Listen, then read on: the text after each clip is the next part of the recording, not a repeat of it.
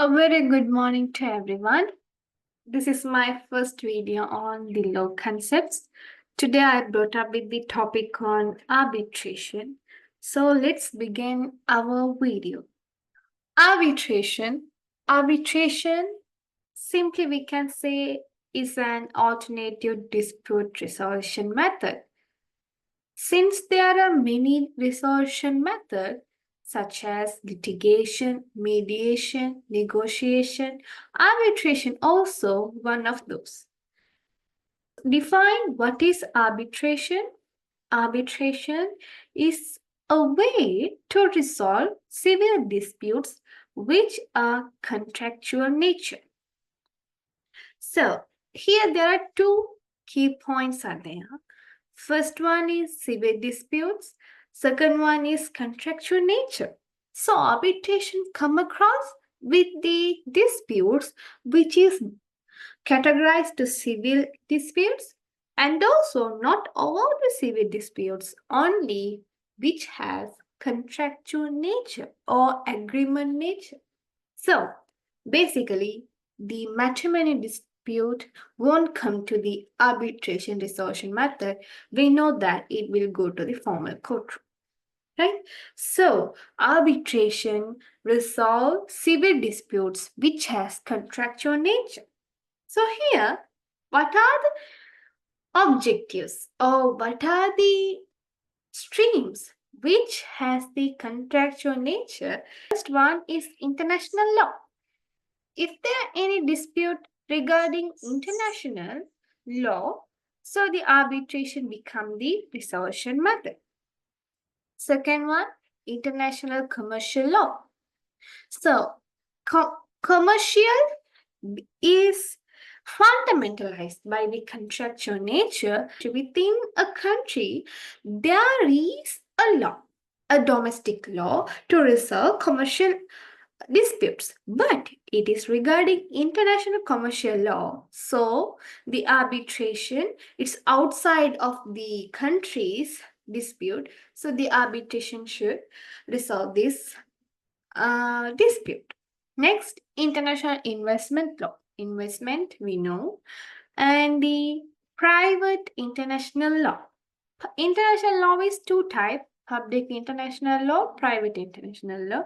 So public international law disputes also will go to the arbitration, and also the private international law, which is conflict between the citizen who belongs to two different nations, also can go to arbitration. And the fifth one, agreement disputes. So agreement disputes basically has the contractual nature. What are those? Example, agricultural agreements, contractual agreement, international agreement, any commercial agreement can go to arbitration. Now, these are not mandatory go to arbitration, but has the some instances can go to arbitration mandatorily or voluntarily. We look those things further. Right? So this is the basic of the arbitration. Now next, the history of the arbitration. However, the legal system, legal methods, everything has the history from past to now, how it's evolved to contemporary legal system. As much 20% of the legal method now we are using are back from the Roman civilization. As much the arbitration method also ancient Roman system, especially it is civil inquiry system. It is Roman civilization's civil inquiry system. So from ancient, the arbitration has taken the civil disputes to inquiry, civil disputes to resolve, they have taken the arbitration method. So as much it has passes to Europe. How it's happened?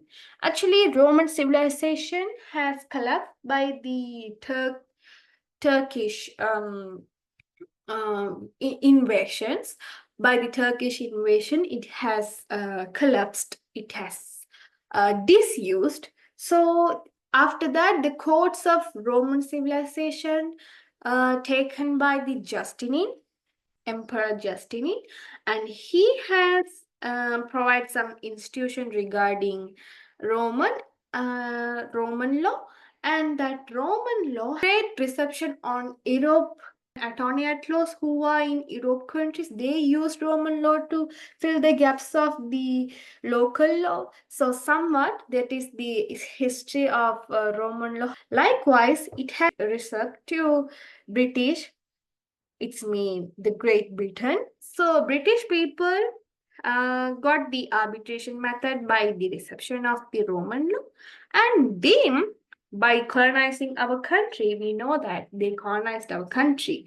So by the colonization, they introduced Arbitration Ordinance number 15 of 1866 to Sri Lanka, the method of arbitration. And then that is the old ordinance. Now we have Arbitration Act number 11 of 1995. Now we are using this particular act regarding arbitration. This is the history of arbitration, how it's come to Sri Lanka. Right, next, then for arbitration, only 3 things we need to know about the arbitration. We already know what is arbitration, what is the history of arbitration, how it's come to Sri Lanka. Now, how the arbitration is happening. For this concept, we need 3 points. First one is place. Second one is arbitrage. Third one, judicature.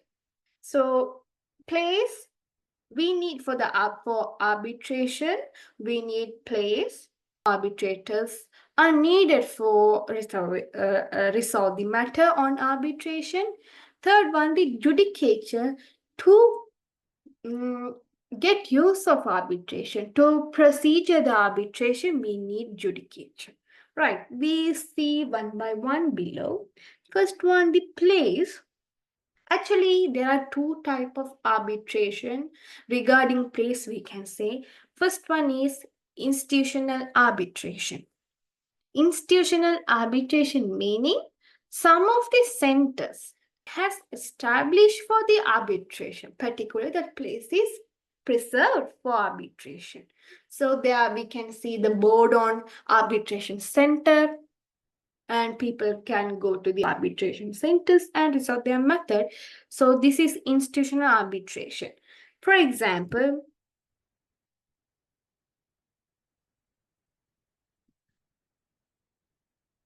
Sri Lanka National Arbitration Center, SLNAC, Sri Lankan National Arbitration Center. Second one is the ICLP. It is regarding only commercial matters. So it's special for commercial disputes arbitration center.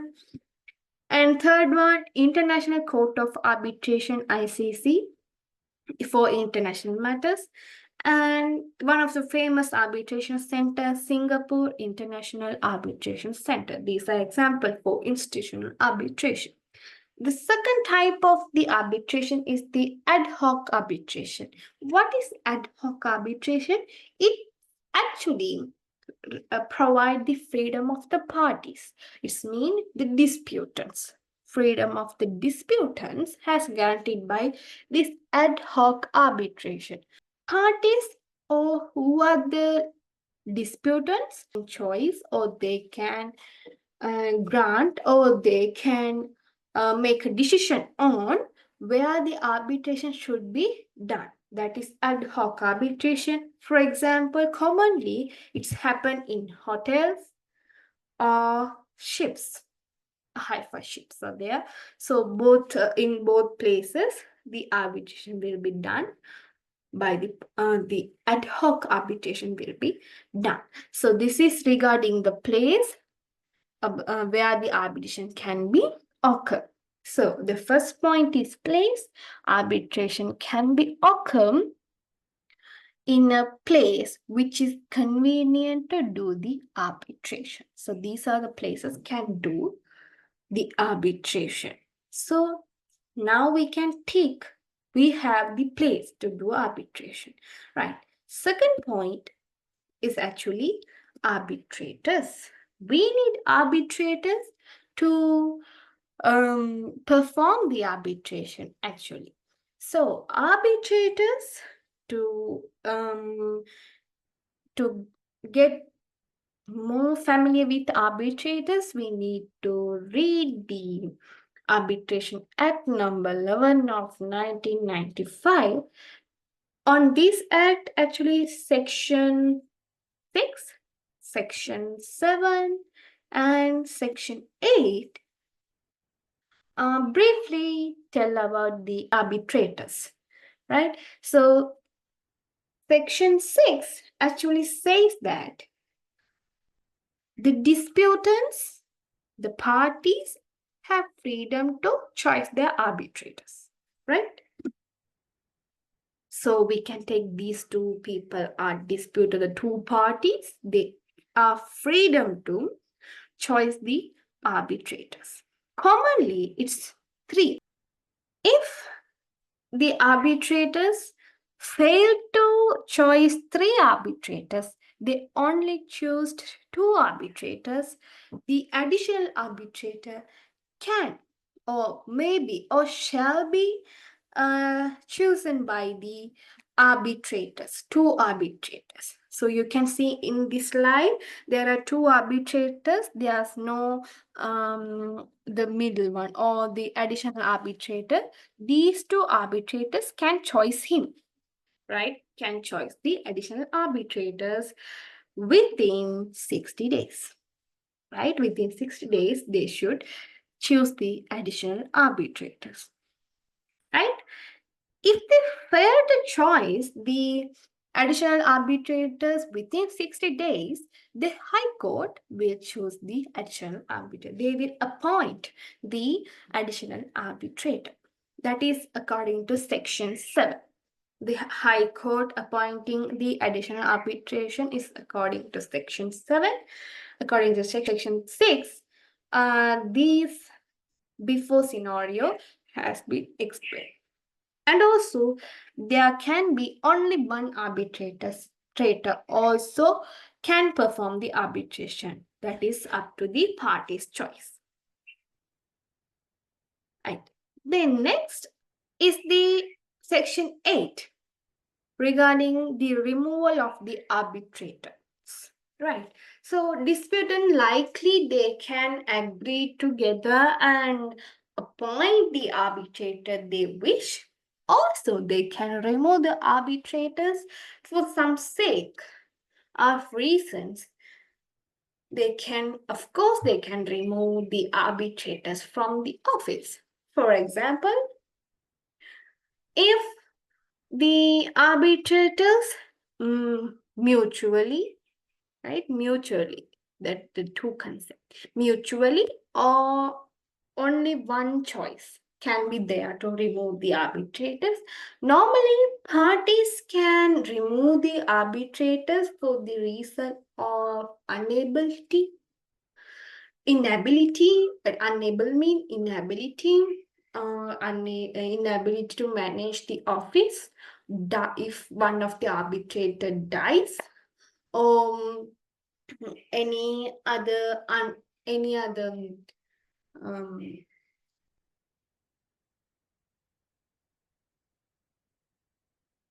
if some of the arbitrator withdraw the office, also can remove the arbitrator by the parties. And also, in Section 8, mainly they stated if 2 parties agreed to remove the parties on regarding these reasons which I said before, only they can remove. There's another reason is there, that is valuable reason, unduly delay. Unduly delay means the arbitrator make unnecessary delays on arbitration matter if there are any unduly delay, one of the party can apply an application to High Court. The High Court can remove that arbitrator with the reasonable. If not, if only one disputant apply for the High Court for unduly delay, they can remove by the arbitrator can remove by the High Court. But if they mutually apply or mutually they consider that one of the arbitrator or arbitrators should remove from the office or the arbitration mutually for unduly delay, the arbitral institution can remove that arbitrator. That is human. Let me explain again. Actually, the two disputants are there, right? Two disputants are there. Section 8 says the removal of the arbitrators.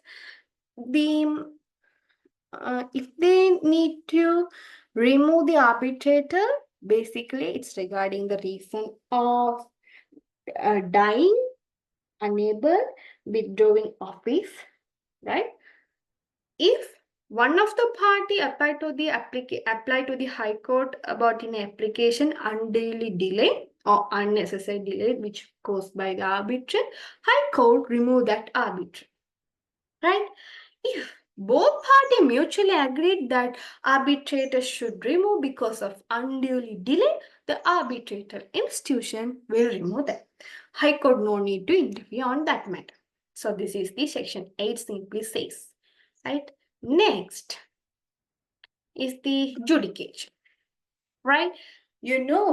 Everyone knows judicature is the power to perform the arbitration. Every law has judicature means power to perform its legality, right? As much in arbitration also, how the power to the arbitration guaranteed to perform its performance, right? Actually, it simply we can say like this: by voluntary, the people can go to arbitration. Voluntary, it's mean mutual consent. Voluntary, they go to the two parties want to be mutually consent on that, and voluntary they can go to the arbitration and resolve their matter.